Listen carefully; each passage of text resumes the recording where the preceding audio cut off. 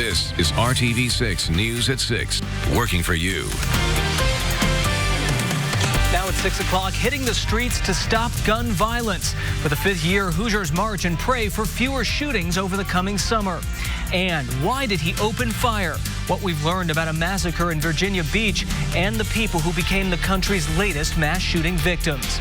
Plus, a rude awakening today for owners of a grocery store. The damage caused by an out-of-control car and what it means for customers of that store. The news at 6 starts right now. And good evening, and thanks for joining us. I'm Trevor Shirley. It is a Storm Team 6 alert day. Keep that in mind. We've been looking for a break from the rain and the storms that we've been dealing with all last week. Thankfully, the last couple days have brought us some nice sunshine, but there is a chance all of that could change starting tonight. Storm Team 6 meteorologist Kyle Mounts is here. He's got more on what we're in for. Hey, Kyle. Yeah, Trevor, it's been a beautiful Saturday across central Indiana, and even as we look at Storm Team 6 radar, it is quiet, but it's not that quiet as we go into the northern portion of the state. You can see some thunderstorms here east of South Bend and north of Fort Wayne. Those will continue to push toward the east, but as we look back into central Illinois, we do see additional thunderstorms that are firing up. Some warnings out there with those as well, and you can see that large yellow area, a severe thunderstorm watch that goes until 11 o'clock central time. So we are going to inherit some thunderstorms, but I do think the coverage stays a little bit on the limited side. Here we go with TrueCast by 9 o'clock this evening, and you can see around the Frankfort, Kokomo areas dealing with some of those thunderstorms, and even after the midnight hour could see a couple of isolated downpours for us. Primary threats for us this evening going to be some gusty winds, possibly some hail in a few of those storms, and some heavier rainfall. Overall, those temperatures will be on the warm and muggy side as we have the rain chances increasing tonight. They decrease, though, quickly as we go into tomorrow. We'll look ahead to your Sunday in a few minutes. All right, Kyle, we'll see you in just a bit. Thanks. New this evening, a summer free of gun violence is the goal for those attending a peace rally and march today. It was the 5th annual Youth Peace March hosted by the Ross Foundation. It started over at 38th and Franklin Road, ending at 38th and Post Road. That's where we find RTV6's Derek Thomas. He's joining us live now with more on the message those marchers were trying to spread. Hey, Derek.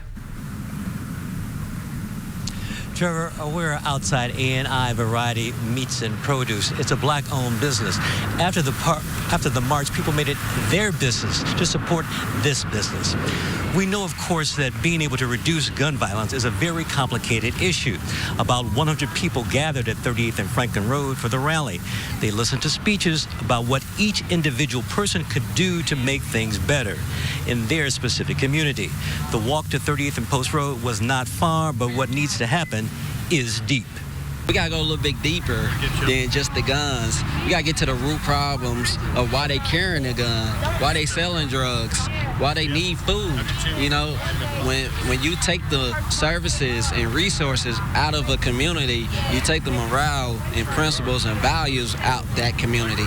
So we have to put those resources and services back into the community in a healthier state of mind. A lot of our youth that's out here, you know, with the guns and stuff, they're African American, and they see other, you know, African American men doing something positive. They have something good to look at and look forward to. Because a lot of us as black business owners, we're reaching out to these youth to try to get them to see what we're doing and what we can do to mentor them. No, the marchers bought so much food, the store closed early because they made so much money today. The marchers say they will be back to shop.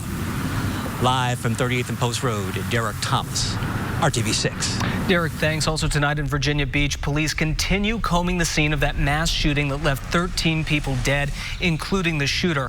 We now know all but one of those victims worked for the city. ABC's Mona Kosar Abdi says investigators are still looking into what led up to that massacre. Lakita C. Brown. One after another. Tara Welch Gallagher. Virginia Beach officials named the dozen victims killed in Friday's shooting rampage. For over 41 years. All but one employees of the city's Public Works and Public Utilities Department. The other, a contractor filling a permit. We want you to know who they were, so in the days and weeks to come, you will learn what they meant to all of us, to their families, to their friends, and to their co-workers.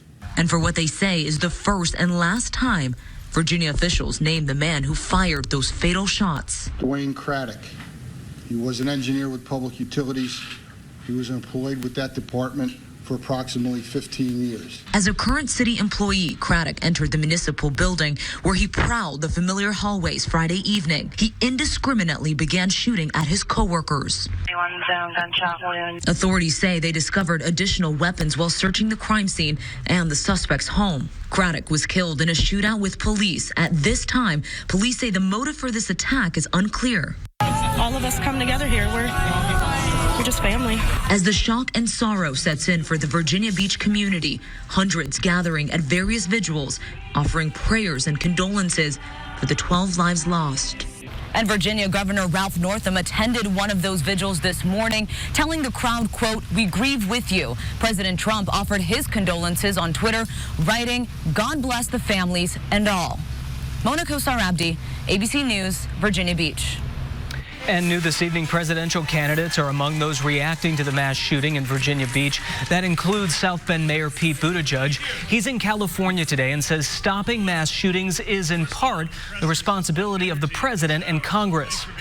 We cannot tolerate being the only developed nation where this is routine. We know it's not the last time this is going to happen, and Washington's failure to act is costing lives. My name is Buttigieg spoke to a union group and the California Democratic Party convention today. He's also attending a fundraiser held by a longtime supporter who is a former executive with Facebook. And new tonight, take a look at this. A grocery store on the north side is closed after a car crashed into the front of that building. The crash happened this morning at Under the Sun Discount Market. That's near 38th and North Illinois Streets. There's no word at this point on what caused the crash, but everyone inside the vehicle is expected to be all right. The owners of the store tell us the store is going to be closed until further notice. They say until it reopens, the market's other location over on East Roosevelt Avenue is going to carry extra stock for customers. And new this evening, we now know that a severe asthma attack caused the death of a Southport police officer who was found dead inside of his car back in March. Southport police tell us Sergeant Jason Swanson died March 4th from acute asthma exacerbation. Officers say the condition stemmed from a recurring medical condition. Swanson was found dead inside of his car on MLK in Indianapolis. He was not on duty at the time. He leaves behind a wife who also works for the Southport Police Department along with 2 children. And 13 employees at a Westfield company called IMMI are recovering tonight after falling ill from chemical fumes. Fire department officials say epoxy fumes from newly installed flooring made those workers sick. The fumes spread through the air conditioning system. Those sick employees were taken to area hospitals. All of them were later released early this morning. Company leaders say they're thankful everyone is all right, adding that while no fumes remain, that building will stay closed for the weekend just as a precaution. And for the second year in a row, the mayor has no hair. Today, Mayor Joe Hogsett shaved his head as part of a St. Baldrick's Day fundraiser to benefit research into pediatric cancer. The event is held in memory of Jack Klein. Jack was 10 years old when he died of cancer back in 2016. The mayor and others who shaved their heads today helped raise more than $140,000. All of that will go towards finding a cure for cancer. And an apartment complex in Nora under fire tonight. Next on the news at 6, RTV is getting results after multiple residents filed complaints against the apartment's owners. Also coming up, why were there no sirens? An area devastated by tornadoes this week wants some answers, and they want to make sure they're protected before the next round of severe weather hits. Kyle? And we've got some warm temperatures out there right now, and these could help to fuel a few thunderstorms later this evening, but a cool down is on the way. Look at those temperatures in the 70s. We'll talk about when some of our lows could get down into the 40s. You're watching RTV6 News at 6. That's why the bananas look so good at Meijer. This is RTV6 News at 6, working for you. Welcome back. The community is taking a stand against a Northside apartment complex. This comes after months of reporting by RTV6's Graham Hunter. He spoke to another former employee about the Lakeside Point Apartments at Nora and finding out what community leaders are doing to hold the ownership of that complex accountable. Things are starting to change here at Lakeside Point at Nora. The Marion County Public Health Department continues to follow up on existing orders here at the complex. And now community members are coming together, working to make sure that everyone who lives here has a clean and safe living environment. They're really victimizing these people. Ruth Hayes is the president of the Nora Northside Community Council Incorporated, a group that focuses on orderly growth and development in Nora. But Hayes is leading the council down a different path. I wanted to make sure that they were willing to step into a new level of advocacy, and they feel very strongly about it. She wants to put pressure on the ownership and management of Lakeside Point. All we can do is just try to build community concern to the point where the owners will have to do something. The complex was granted tax-exempt status in 2007. A status ownership no longer has to prove it deserves. That can be appealed. That's what Hayes is planning to do, to try and pressure the complex to resolve unhealthy conditions inside. We're not asking for palatial digs. Hayes just wants the residents, many of whom are refugees and immigrants, to enjoy a basic standard of living free from unsanitary conditions. They literally would just paint over the mold. Laura Valadez says she worked for Lakeside Point at Nora for 3 years. She recently quit. I couldn't take it anymore. It was too much. Valadez shared pictures with us she took inside apartments while she worked there and says she was forced to move people into apartments she didn't want to. Last time I transferred someone with the mold, the whole building smells like mold. I felt so bad. And tells me her orders all came from one man. It's all coming from the asset manager, Aaron Hirsch. We got this video of Hirsch leaving the apartments in March. He lives in Lakewood, New Jersey, but several employees have told us he often checks on the property. The way he talks to people, he's scary. He's a scary man. Ruth Hayes is hoping someone who will care about the residents of Lakeside Point will take over. We can put enough pressure on the owners that they either get it cleaned up or sell it to somebody who will. Reporting from the north side, Graham Hunter, RTV6. And the Marion County Public Health Department says 4 buildings at Lakeside Point and Nora now have hot water after going weeks without it. The health department is continuing to follow up on, quote, existing orders for the property owner to achieve compliance with those violations. And an online petition is in the works to get tornado sirens in Pendleton. The lack of sirens in the town is getting attention after an EF2 tornado tore through the community on Monday. We talked to people who say they barely had time to take cover. Well, I just happened to look on Facebook, and if I hadn't have, we probably still would have been upstairs and wouldn't have gone anywhere to take shelter. Some people say it's an outdated technology, it really doesn't help. Do you think that's true? No. I think a lot of people would have been warned here that didn't know it was coming.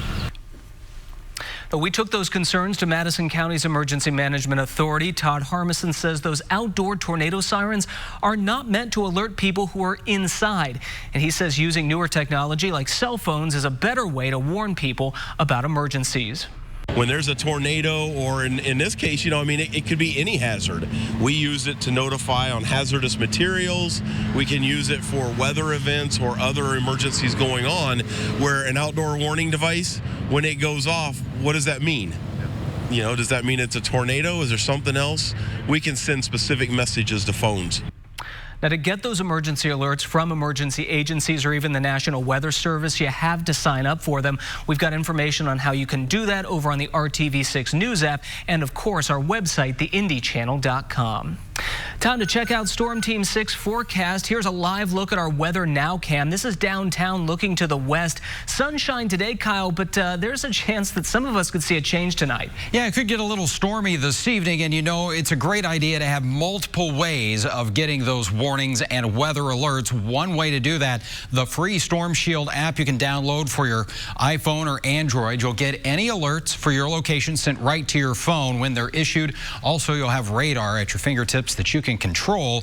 I would say our tornado threat very low tonight, but we could have some gusty winds and possibly some hail in a few of these storms. Right now, they're focused over northern Indiana and then back into Illinois, and it's this area in Illinois that we're going to be watching through the next several hours. TrueCast showing a few of those thunderstorms moving through by around 10 o'clock this evening. The majority of the activity north of Interstate 70, but then we'll see a few more of those kind of filling in as the evening wears on. Looking out over downtown Indianapolis, Victory Field. Yeah, we we got an Indians game coming up here this evening. I think we're going to be in pretty good shape for the game. Should be just a little bit after that we would see some storms moving into the downtown area, and another game for them tomorrow and what looks to be a beautiful Sunday across the Hoosier State. Temperatures right now lower to middle 80s. It's 84 in Muncie, right at 80 degrees in Indy and Bloomington.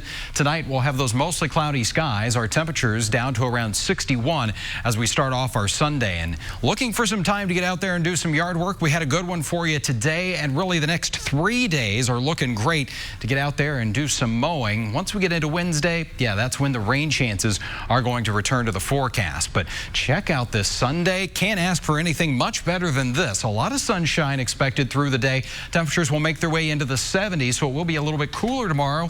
What little humidity we had today will knock that out of the air, and it will be a little bit breezy there. That northwest wind, about 10 to 15 miles per hour, will send our afternoon highs into the middle 70s for you in Bloomington, 74 in Indy, lower 70s in Muncie and Peru, Kokomo area, upper 60s to about 70 degrees. We'll keep the nice weather going on Monday. Lots of sunshine there as well, and those temperatures even a little bit cooler. Some areas Monday morning could start off in the 40s here, and we'll get into the lower 70s by the afternoon with that light north wind. 7-day planning forecast as we put it all together for you, and the first half of this forecast just looking great here as we continue with a nice quiet stretch of weather right through the day on Tuesday. Those temperatures starting to moderate a little bit. Highs are back into the 70s. Yeah, then things turn active once again by Wednesday, and it does look like we're going to hold on to that chance for showers and storms right into next weekend. That'll keep temperatures in check though, but we could be dealing with some areas of heavy rain, something we don't need here across central Indiana. No, we don't need any more rain, but it is a nice couple days to look forward to here now. Nice to have a little bit of a stretch at least rounding out the weekend. Into it. Yeah. All right, Kyle, thanks. Well, coming up ahead, a day of upsets at the French Open tennis tournament. Up next, could one of the game's biggest stars survive the red clay of Roland Garros? Plus, the Hoosiers put themselves in a hole again this year. We'll see whether they can hang on to stay alive and finally advance beyond the NCAA's baseball regionals. Stay with us. Furniture and mattress store, Ashley Home Store. All right, well, two big upsets on the women's side of the French Open today. Serena Williams having a tough season because of an injury. She's out of the tournament in the third round. Williams lost today to 20-year-old unseeded American Sofia Kenin. The 23-time Grand Slam champion never could get going in this match. Kenin winning the match in straight sets. Now, Williams remains one shy of the record for total Grand Slam singles titles. The other big upset today, the #1 women's player in the world, also knocked out in the French Open's third round. Naomi Osaka came in having won the last 2 Grand Slam singles titles at last year's U.S. Open and the Australian Open back in January. But Osaka, not strong on clay courts, was dominated by Katerina Siniakova. Only 10 of the 32 women's seeds remain in the tournament. That includes Sloane Stephens of the U.S., who was the French Open runner-up just last year. And the Hoosiers are still alive at the NCAA baseball tournament. IU beat UIC out of Chicago 9-5 this afternoon to stave off elimination and send UIC home. Now, the Hoosiers will have to keep winning if they want to stay in the tournament. Tomorrow they'll face the loser of the game going on right now between regional host Louisville and Illinois State. And it was a raining day for the IndyCar drivers as they tried to get in the first of 2 races this weekend in Detroit. This afternoon's Detroit Grand Prix delayed by repeated showers. Alexander Rossi, fresh off his runner-up finish at the Indy 500, was on the pole for that race. This race just wrapped up a few minutes ago, and Rossi, for the second week in a row, finishes in second place. Joseph Newgarden holding him off to get the win today. RTV6's Dave First is in Detroit watching it all go down. We're going to have a full report on the race tonight on the news at 11, so stay with us for that. We'll be back with more news and a final look at your forecast right after this. Sandals. Well, he is one of the most hated characters in the history of the Star Wars franchise, but one fan was tired of people making fun of him, and he went to extreme measures to show his allegiance to Jar Jar Binks. Take a look at this. This is what he did. Michael Ouellette already had a lot of Star Wars tattoos, but the most prominent one, at least when he has his shirt off, is the full back tattoo of Jar Jar Binks. Michael says he got it because he says he's tired of people making fun of the character and wanted to get something that was a well-executed joke. He also wants people to know that no, he doesn't live with his parents, he is married, he has friends, does go outside, and he knows Star Wars isn't real. Just I a think good it's idea real, to but check. I wouldn't get one of those, but yeah, worth checking. That's a full self-portrait of Jar Jar Binks. That's a big one there. All right, as we look over the next few hours, we are going to see some showers and thunderstorms moving our way. I would say northern areas around or just after 8 o'clock and then into the early overnight. But that sets us up for a great-looking Sunday forecast here. Lots of sunshine, a little breezy, and those temperatures making their way from the 60s into the lower and middle 70s Sunday afternoon, and really couldn't ask for better weather here as we go through the next few days. Monday and Tuesday will keep things dry with high temperatures in the 70s, and again Monday morning some areas starting off in the 40s. The second half of that forecast doesn't look so great as showers and storms are going to be back with us and could be fairly widespread here come Wednesday and Thursday, and that lasts into next weekend. All right, nice way to end the weekend, Kyle. You'll have another update tonight at 11. Will do. All right, thank you so much for watching. We'll see you right back here at 11 o'clock. Have a good evening.